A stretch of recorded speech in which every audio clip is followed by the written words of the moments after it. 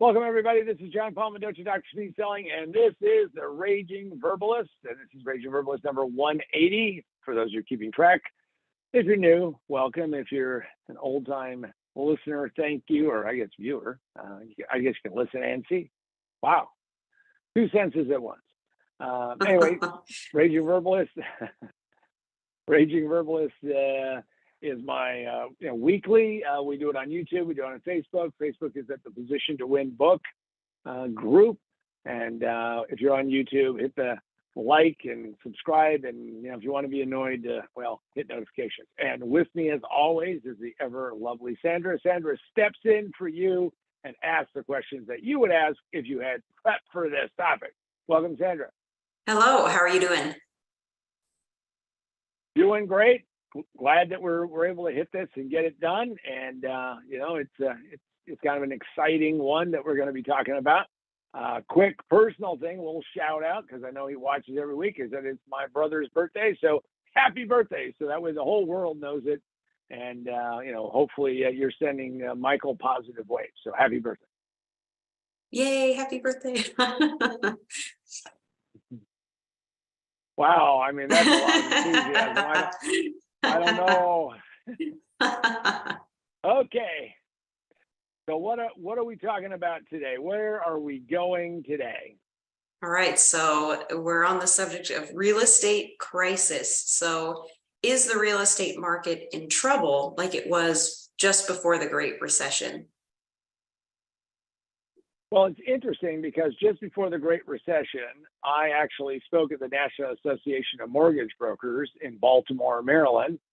And it was pretty interesting because I ended up with a packed room. And I had at the time several mortgage brokers who were consulting clients of mine. So I got to kind of see it from the belly of the beast. I don't have that connection now, but I think that we have a different place. We're not in the same place. Everybody likes to kind of like fight the current situation or current war, if you will, based upon what happened the last time.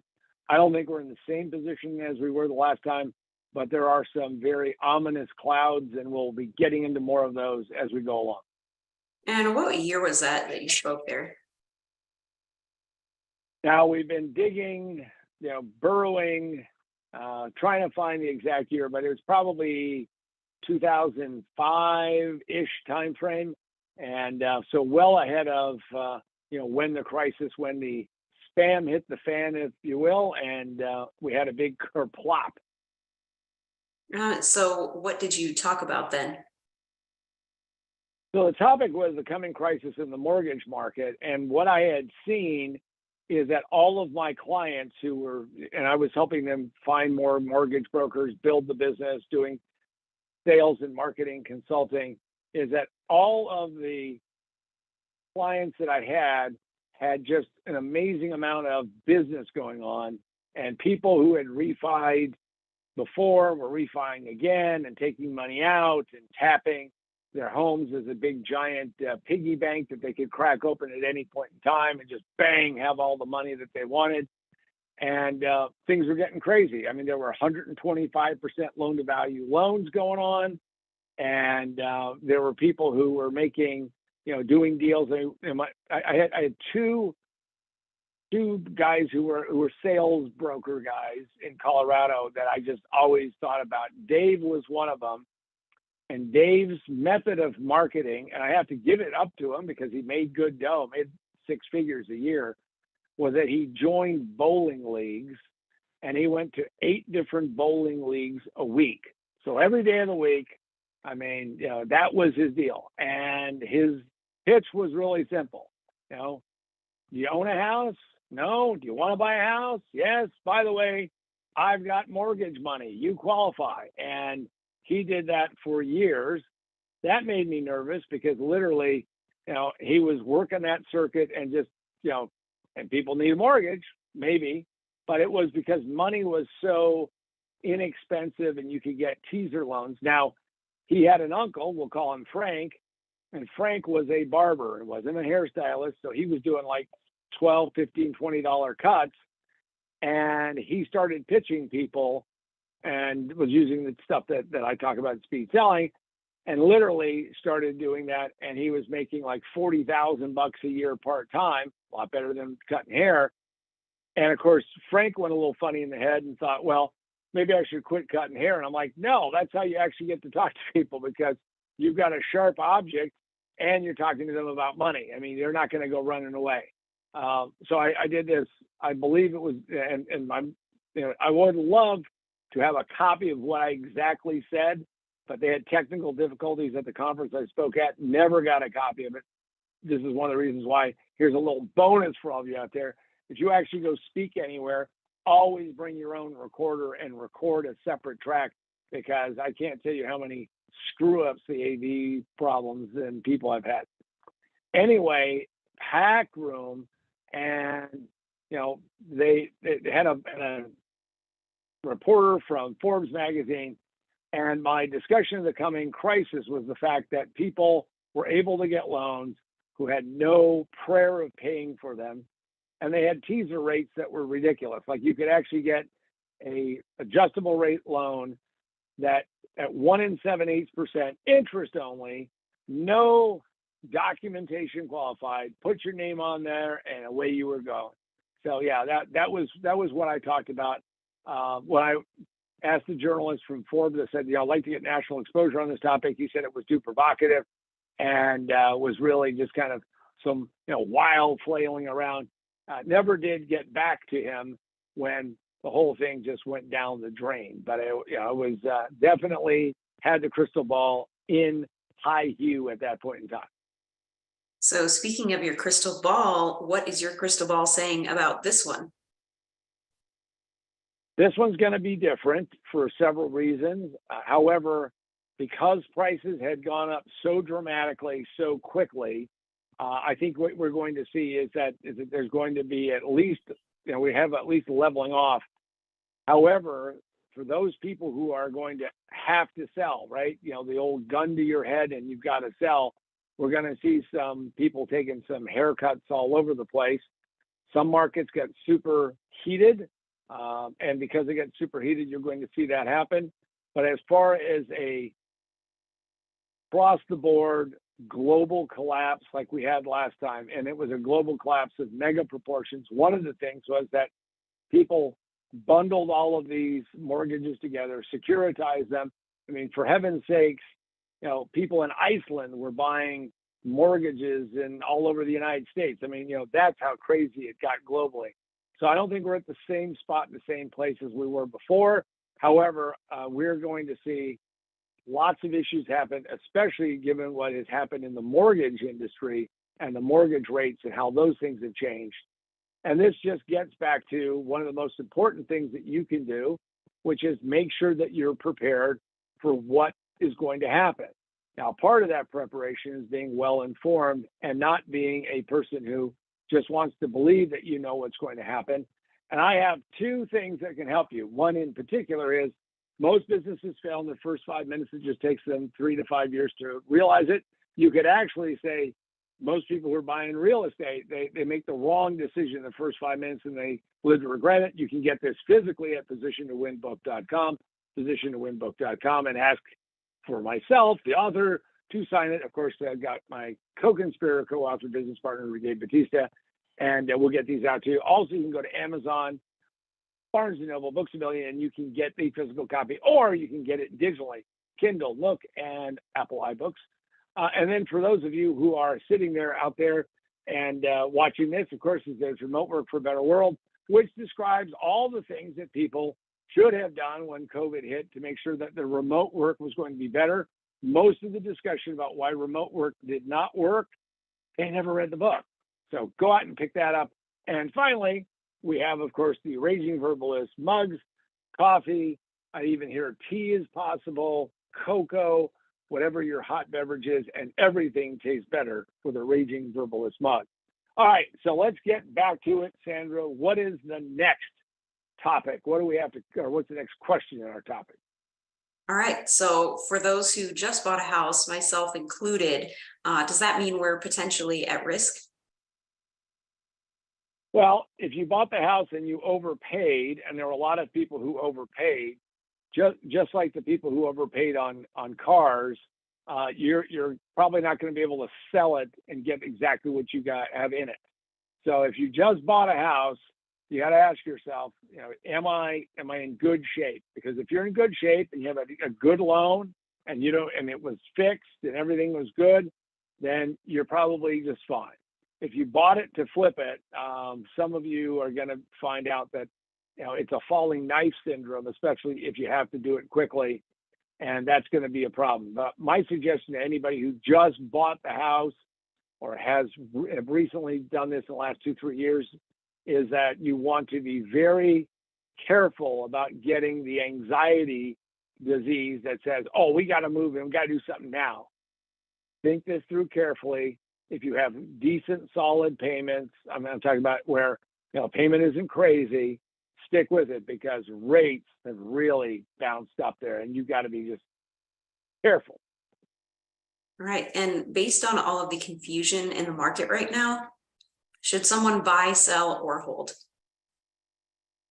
Depending upon your situation, if you're thinking about buying, my suggestion is that you start checking out the trends of the city that you want to buy in. You become an expert at it. I can tell you that I have seen people buy properties for the silliest of reasons. Oh, I like the color of the counters in the kitchen. That might be one, but I can tell you that you can replace counters for a few $1,000, and you're going to make a $500,000 decision based upon the counters. Now, make sure that it works out for you if you're going to buy. I'm a little cautious to race out and buy something today because of the fact that I think that prices are going to go lower. I think there's a floor under the market because of the number of long-term loans that are in place that are sticking that, making it difficult. When you talk to somebody who has a really decent loan, the likelihood of them wanting to give it up. I was just talking to somebody a couple of days ago. She has a farm, and she has a 30-year fixed at 2 7/8%. We're not going to see that rate. I don't know. I guess I'm trying to take really good care of myself. So maybe, I'll live long enough to see that again, but it's probably going to be a long time. So that's the buy side. On the sell side, and she's in the process of thinking of selling, you have to think about, if I do sell, what's going to be the impact? Because if you go from where she's at 2 7/8 to where rates are at today, you are going to definitely see a bump. 30-year fixed are running at 7.47%. That's a national average. 15-year, which is, of course, you got a lot less time, higher payments, is 6.49, and even adjustables are pretty high up there. So you're going to have to think about that. And whether or not you can hold, it's all back to cash flow. If you're in a house and you can afford to stay in it, think about doing it. I know there's a lot of people who are in the transitory mindset. Hey, we moved into this one. We have, one child. We have another child. We need a bigger house. You may want to, I think you may want to wait and see where it goes. I think you'll be rewarded, because I don't think that prices are going to gallop higher, because I think inflation and interest rates are going to be persistently high. And if you've ever looked at the difference of paying, 4% versus almost 8%, massive difference, and it's all interest charges. And by the way, there isn't any top to interest charges. There is no top. People like to think in terms of that we're in this narrow band and things can't get worse. Well, they could. So keep that in mind. And what is the current mortgage market doing right now? Well, I have one really good connection in the mortgage market. He's been a mortgage broker since 1987, best friend of mine. And essentially, there are no refis. Nobody's going to take, a 4% loan and convert it to an 8% loan. Nobody's doing that. The second mortgage market, which, by the way, doesn't show up in government statistics, which I think is kind of interesting, because it was always an afterthought. It was, people need to, put a roof on their house, or they're going to build a pool or do something like that. Well, now that's how people are getting their equity, is they leave their first in place and then they add, a secondary financing. So that market is now more robust, but the numbers are smaller. And then the final thing is everything else is based upon purchase. The fact that the government is playing games with the mortgage market, like if you have really good credit, you actually might be penalized. We'll see if that rule holds up. And if you're not pissed off about that, if you have great credit, then you really should be, because that's just a perverse way to do it. When the government decided, and I'll just say it that way, because again, we don't get crazy political here, but when the government decided that everybody should be a homeowner, because homeowners are more stable, that's only true if somebody has the mindset that this is my biggest asset. I'm going to do everything I have to pay on this and pay on this and pay on this, and not get into this disgusted mindset. What happened in the Great Recession is that people cashed out so much money.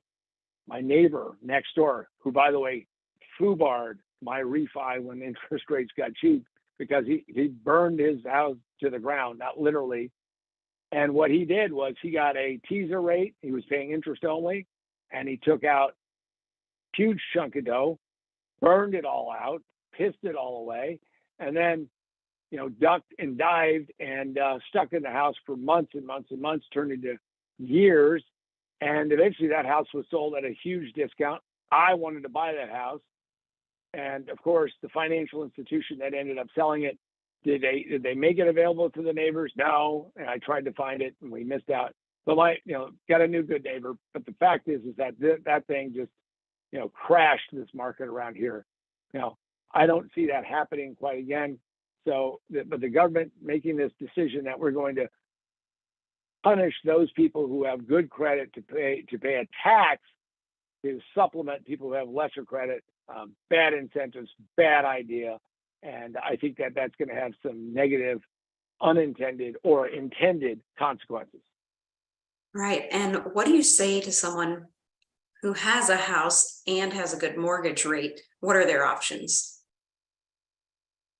Learn to love what you got and fix it up. I mean, you put something in it nice, but make sure that you really understand that if you're thinking about moving out of this thing, you have, and I'm in this situation right now. So I'm speaking in some ways to all of you, but I'm speaking to myself, which is when I look at what I'm paying for everything compared to if I go move somewhere else, and that's an option, something I'm thinking about, but I have to be very cautious because I'm probably going to see quite a hit in what I'm paying every month, primarily because I do have a 4% fixed rate loan. It's been seasoned for a number of years, and everything is nice and tidy in that. So learn to love the one you're with, as there's a song about that, but learn to love the house that you're in, and probably need to stick into it and look at that.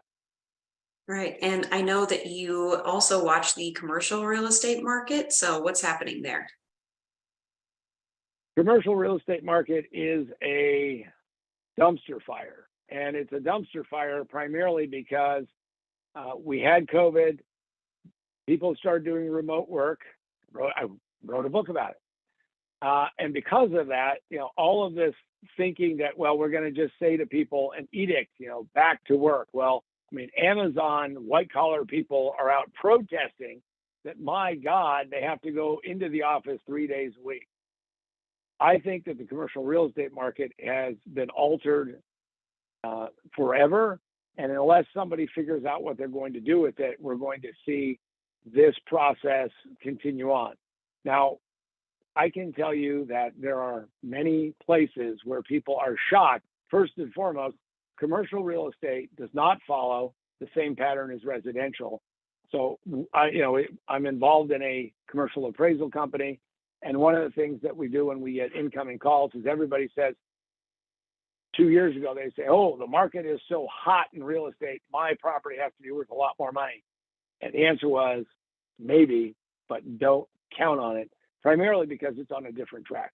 So all I can tell you is that the commercial market is going through a dramatic change. The occupancy rates are much lower, and you're going to see a lot of things change over that. And in fact, it makes sense for us to even do a complete Raging Verbalist to talk about commercial real estate. Best example that I can give you is that there's a property in San Francisco, prime property was appraised at $300 million just a few years ago. This is in the Wall Street Journal. And now it's on the market, and the current high bid on this thing is $60 million. Now, you may say, wow, that's got to be a money loser. Could be, but understand that all the properties around that are affected by it, because if somebody actually gets it for $60 million and they get an 80% discount like that, they're going to be able to price their rents and their leases in accordance to what they paid for it. And my guess is that is a downward spiral, and we're going to have to see what's going to happen. The commercial market is on teetering rock, and maybe something we should talk about in the next, or not next, but in an upcoming Raging Verbalist. So Sandra, the ever lovely Sandra, and myself, John Paul Mendoza, Dr.